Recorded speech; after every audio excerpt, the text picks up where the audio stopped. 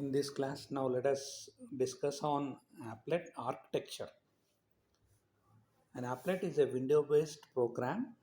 As such, its architecture is different from the console-based programs. So the key concepts are as follows. First, applets are event-driven. An applet waits until an event occurs.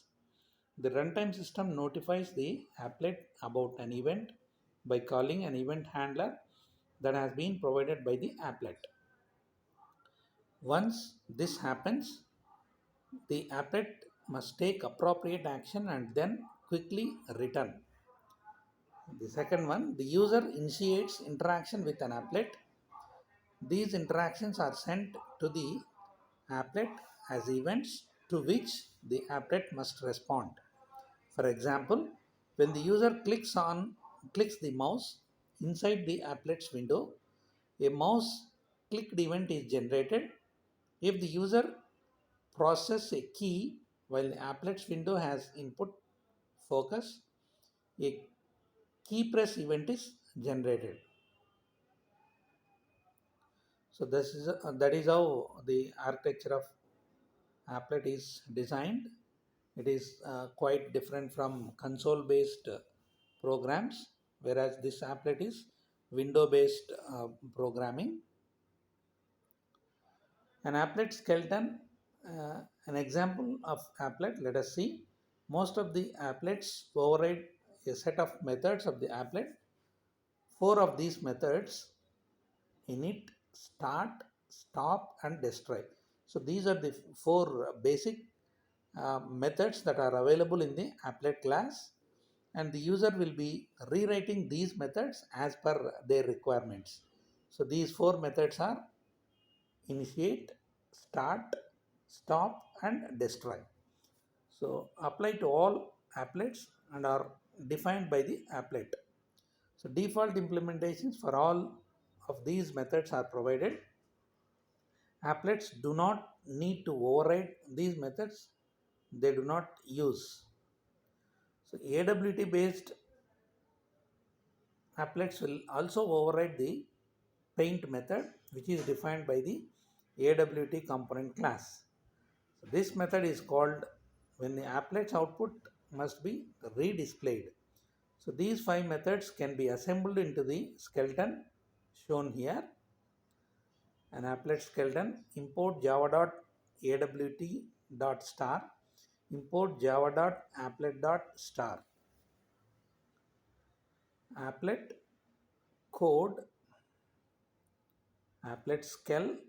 So the applet name is applet skell, width is 300 and height is 100. Applet public class, applet skell extends applet, called the first method. Public void init initializes, called second after initialization, also called whenever this applet is restarted. Public void start, start or resume execution, called when the applet is stopped. Public void stop suspends execution, called when the applet is terminated. This is the last method executed. Public void destroy perform shutdown activities, called when applet's window must be restored. Public void paint graphics G redisplay contents of window.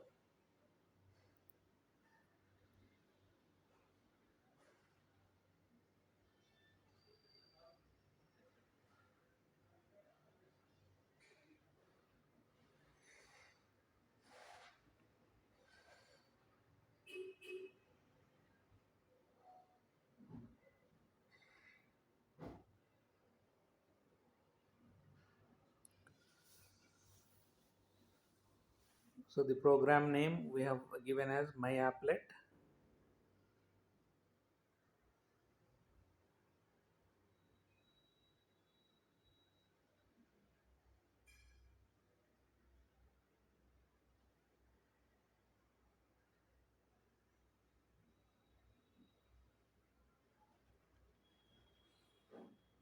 So we have compiled with Java C and then executed with applet viewer myapplet.java.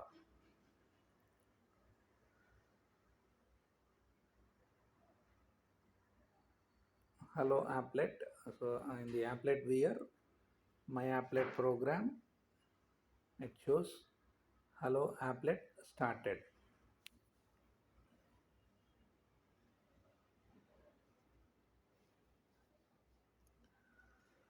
Now, what is the life cycle of an applet? Let us see. It is important to understand the order in which the various methods shown in the skeleton are called. When an applet begins, the following methods are called in this sequence: initiate, start, paint. When an applet is terminated, the following sequence of method calls takes place: stop and destroy. So let's look more closely at these methods.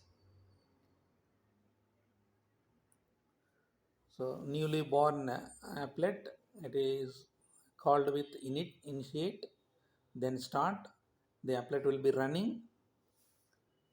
Um, then if you want to destroy, then stop. It will go to idle, then destroy. The applet will be dead there. If it is in idle state, again, if you want to start, you can use again start method. Again, it will be coming to the running state. So this is the life cycle of the applet. So the init method is the first method to be called. This is where you should initialize variables. This method is called only once during the runtime of your applet. Start method is called after init. It is also called to restart an applet after it has been stopped. Whereas init is called once the first time an applet is loaded. Start is called each time an applet's HTML document is displayed on screen. So if a user leaves a web page and comes back, the applet resumes execution at start. Paint method is called each time your applet's output must be redrawn. This situation can occur for several reasons. For example, the window in which the applet is running may be overwritten by another window and then uncovered, or the applet window may be minimized and then restored. Paint is also called when the applet begins execution. Whatever the cause, whenever the applet must redraw its output, paint is called. The paint method has one parameter of type graphics. This parameter will contain the graphics context, which describes the graphics environment in which the applet is running. This context is used whenever output to the applet is required. Stop method is called when a web browser leaves the HTML document containing the applet. When it goes to another page, for example, when stop is called, the applet is probably running. You should use stop to suspend threads that don't need to run when the applet is not visible. You can restart them when start is called if the user returns to the page. The destroy method is called when the environment determines that your applet needs to be removed completely from memory. At this point, you should free up any resources that applet may be using. The stop method is always called before destroy. Requesting the repaint method, one of the important architectural constraints that have been imposed on an applet is that it must quickly return control to the AWT runtime system. It cannot create a loop inside paint. This would prevent control from passing back to the AWT. Whenever your applet needs to update the information displayed in its window, it simply calls repaint. The repaint method is defined by the AWT that causes AWT runtime system to execute a call to your applet's update method, which in turn calls paint. The AWT will then execute a call to paint that will display the stored information. The repaint method has four forms. The simplest version of repaint is void repaint. This causes the entire window to be repainted. Other versions that will cause repaint are void repaint, integer left, integer top, integer width, integer height. So if your system is slow or busy, update might not be called immediately. If multiple calls have been made to AWT within a short period of time, then update is not called very frequently. So this can be a problem in many situations in which a consistent update time is necessary. One solution to this problem is to use the following forms of repaint: void repaint long maximum delay, void repaint long maximum delay, integer x, integer y, integer width, integer height. So when maximum delay is the number millisecond should be elapsed before update method is called. Using the status window, in addition to displaying information in its window, an applet can also output a message to the status window of the browser or applet viewer on which it is running. To do so, call showStatus method with the string that you want to display. Status window is good place to give the user feedback about what is occurring in the applet, suggest options, or possibly report some types of errors.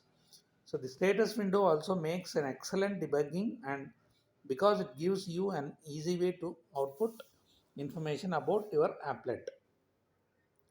Let us see an example program which will be talking about status window. Import java.awt.star, import java.applet code status window width height applet. So public class status window extends applet, public void init set background color dot cyan, displaying message in applet window, public void paint graphics g dot draw string. This is in the applet window at locations 1020. Show status, this is shown in the status window. So running this applet, java c status window dot java applet viewer status window dot java. So the output is, this is the applet window. This is the applet window, and in the status, this is shown in the status window. On the status window, passing parameters to applet, we can supply user defined parameters to an applet using the parameter tag of HTML. Each parameter tag has the attributes such as name, value, to which actual values are assigned. Using this tag, we can change the text to be displayed through applet. We write the parameter tag as follow: parameter name, value, parameter. So passing parameters to an applet is something similar to passing parameters to main method using command line arguments. To set up and handle parameters, we need to do two things: include appropriate parameter tag in the HTML file, provide the code in the applet to take these parameters. Let us see the example program, how parameters can be passed. Import java.applet.star, import java.awt.star, public class parameter passing extends applet, string str, public void init str equal to get parameter name1, if str equal to null, str equal to java, string equal to hello plus str. Public void paint graphic g dot draw string str at locations 50 50, and parameter dot html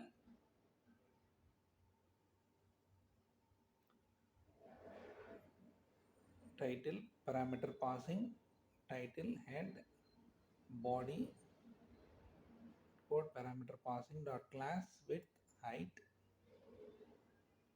parameter name1 value equal to example applet for passing the parameters.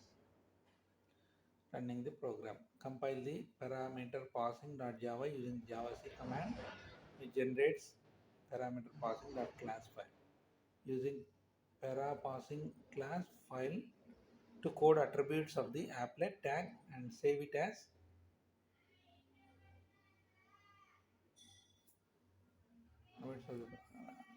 applet tag and save it as parameter.html. Give parameter.html as input to the applet viewer to see the output, or open the file using the applet enabled web browser.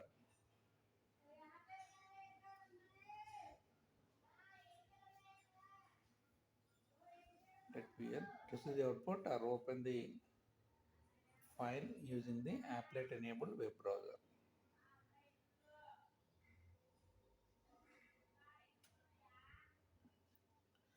Getting the input from the user.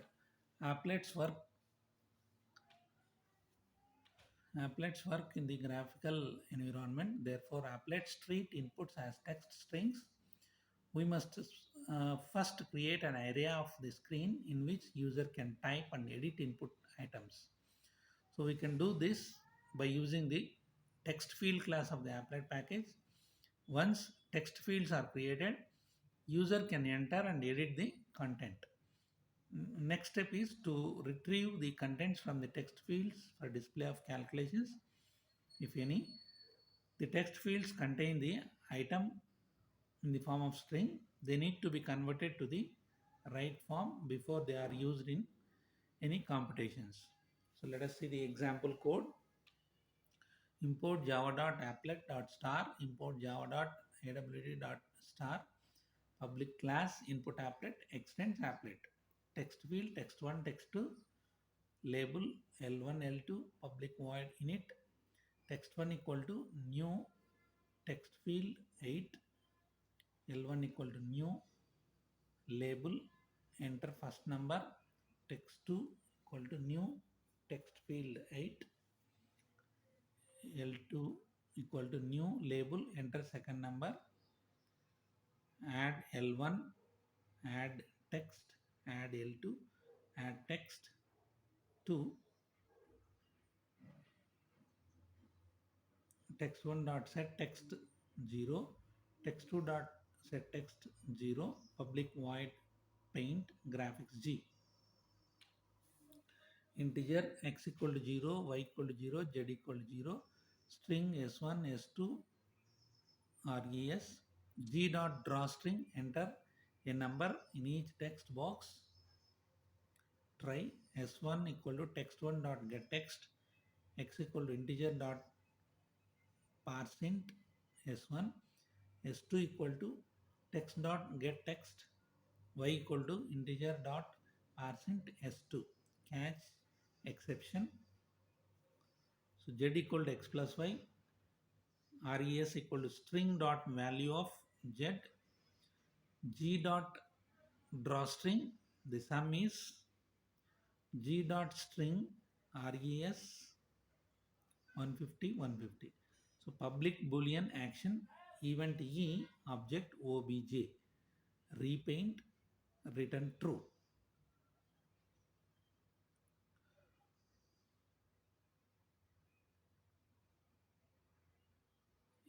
sum.html get input from the user,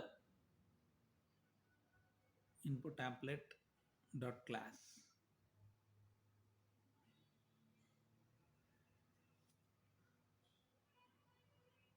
So before entering the input, this will be the applet, and after entering the inputs, this will be the applet output.